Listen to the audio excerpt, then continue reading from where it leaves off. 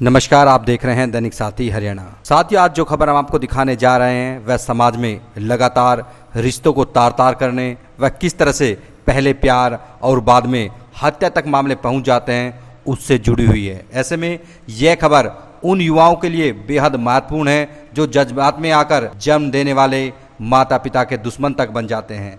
हम बात कर रहे हैं हरियाणा के रेवाड़ी में एक युवक द्वारा अपनी ही पत्नी की पीट हत्या करने के मामले की। युवक स्कूल में पढ़ रही युवती से प्यार करने लगता है, लेकिन दोनों के धर्म अलग अलग होने व अन्य कारणों से शादी नहीं हो पाती। इसी बीच युवक युवती को नर्सिंग की पढ़ाई भी कराता है, लेकिन परिजन दोनों की अलग अलग जगह शादी कर देते हैं। बावजूद इसके दोनों के बीच इश्क चलता रहता है। दोनों तीन बच्चों के पेरेंट्स होने के बावजूद भी घर छोड़कर फरार हो जाते हैं और करीब 2 साल पहले शादी कर लेते हैं। इसके बाद धारूहेड़ा आकर रहने लग जाते हैं। युवक धारूहेड़ा के एक स्कूल में काम करना शुरू कर देता है। दोनों एक बच्चे को भी जन्म देते हैं। अब मामला अविश्वास में बदलने लगता है। युवक युवती पर 2 लोगों से प्रेम प्रसंग होने का आरोप लगाता है और आए दिन झगड़े होने लगते हैं। अब झगड़े से तंग आकर युवक सुसाइड करने का प्लान करता है। कमरे की दीवार पर सुसाइड नोट भी लिखता है। इसके लिए जहर तक खरीदता है, लेकिन 6 अगस्त की रात अचानक पति पत्नी के बीच झगड़ा इस कदर बढ़ता है कि पति पत्नी को पीट कर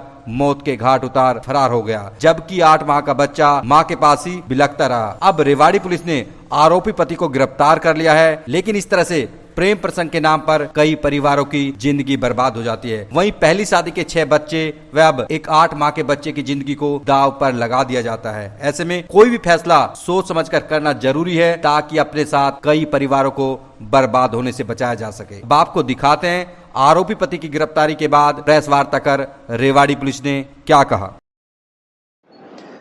6 अगस्त को सुबह लगभग 9 बजे हमें एक शिकायत प्राप्त हुई कंट्रोल रूम में, और उसमें शिकायतकर्ता ने बताया कि एक युवती मृत अवस्था में एक पीछे यार्ड में पड़ी हुई है, जो कि वहाँ पे स्कूल का एक यार्ड था।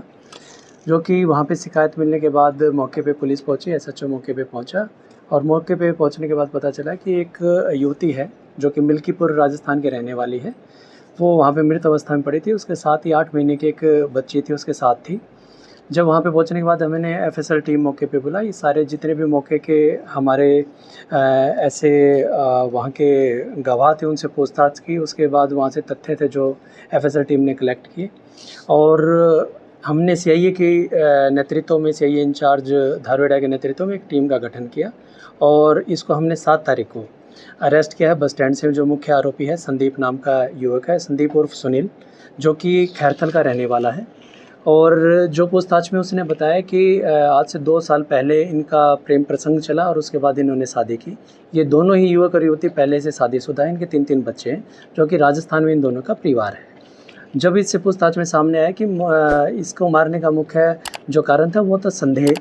इनको कहीं ना कहीं 2 व्यक्तियों का इन्होंने नाम दीवार पे लिखा था, जिसमें कि इनको ये था कि इनके साथ इसकी पत्नी के प्रेम प्रसंग है। उसी के संदेह में, उसके सस्पिशन में इसने ये घटना को अंजाम दिया। तो सर, ये दीवार पर नाम लिखने का उद्देश्य क्या था? क्या ये सुसाइड नोट के तौर पर लिखा था उसने?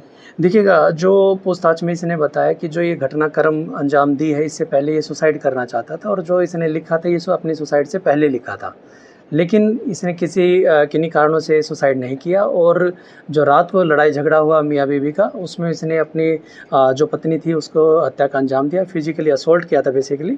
इसने काफ़ी लात घुसे मुक्के टाइप मारे हैं, और इंटरनल इंजरी काफ़ी ज़्यादा हुई, जिसके कारण इसकी मृत्यु हुई। लड़का कहाँ की रहने वाली है? एग्जैक्ट लोकेशन क्या थी जब ये वारदात हुई? ये बेसिकली जो युवती है मिल्कीपुर राजस्थान के रहने वाली है, और जो युवक है, जो इसका पति है, जो आरोपी है, सलारपुर खैरथल जिला का राजस्थान के रहने वाले। काम क्या करता है? काम करता था, ये स्कूल में ड्राइवर था बेसिकली। और जो जिनका इसने दीवार पे नाम लिखा था वो भी इसके साथी थे, वो भी ड्राइवर थे। उनसे भी अभी पूछताछ चल रही है। अभी तक कोई भी साक्ष्य जो ऐसे साक्ष्य हैं या सबूत हैं उनके खिलाफ नहीं है। सर, ये जो मिले थे, कैसे मिले, कितने साल पहले ये लोग मिले? ये लगभग अगर मान के चलें तो 2 साल पहले शादी की। उससे 4-5 साल पहले से इनकी जान पहचान थी। जो लड़की थी वो कॉलेज में पढ़ती थी, और लड़का था तिजारा में ऑटो स्टैंड के उस पर प्रधान था, ऑटो स्टैंड का। सर, ये जो सुसाइड नोट के टाइप इसने दीवार पे चीज़ें लिखी, और ये सुसाइड किस प्रकार से सुसाइड करना चाह रहा था? कोई जहर खा के या फंगल? इसने बताया कि कुछ जहर लेके आया था शीशी में, वो लेना चाहता था, लेकिन विद इन टाइम बीच में ही मियाँ बीवी का झगड़ा हुआ, जिसमें कि उसने अपना आक्रोश था अपने बीवी पे उतारा, और आक्रोश का कारण सिर्फ एक ही था कि संदेह था उसको कहीं ना कहीं जो नाम उसने लिखे थे, तो उसी के कारण ये घटना को अंजाम उनको फंसाना चाह रहा था ये। जी। कुछ हथियार तो सर वगैरह भी इनके बरामद पास से जो जहर की बात करें, कोई शीशी जहर की बरामद हुई है पुलिस को? नहीं जी, हमें मौके पे सिर्फ अभी जो मिला है एक डंडा मिला है, जो बाथरूम का ये इंसिडेंट है, बाथरूम में मारपीट हुई थी, और मौके से कोई भी ऐसी शीशी या कुछ ऐसे पदार्थ हमें प्राप्त नहीं। तो अभी आरोपी को कहाँ से arrest? हाँ जी, हमने बस स्टैंड धारूहेड़ा से इसको अरेस्ट किया है, और अभी आज एक दिन का रिमांड लेंगे, पूछताछ आगे की जारी रहेगी। परिवार ने 9 लोगों के खिलाफ एफआईआर दर्ज कराई है, उनका किस प्रकार से कोई रोल अभी तक आया हो? जी, जो इसके भाई थे मृतिका के, उसने जो पहले एक एफआईआर लॉज राजस्थान में कराई थी, जिसमें कि अगवा करने की धाराओं में ये मुकदमा दर्ज था, और जो कथन है आरोपी का, उस कथन के अनुसार इनका पहले समझौता हो चुका था पंचायती तौर पे।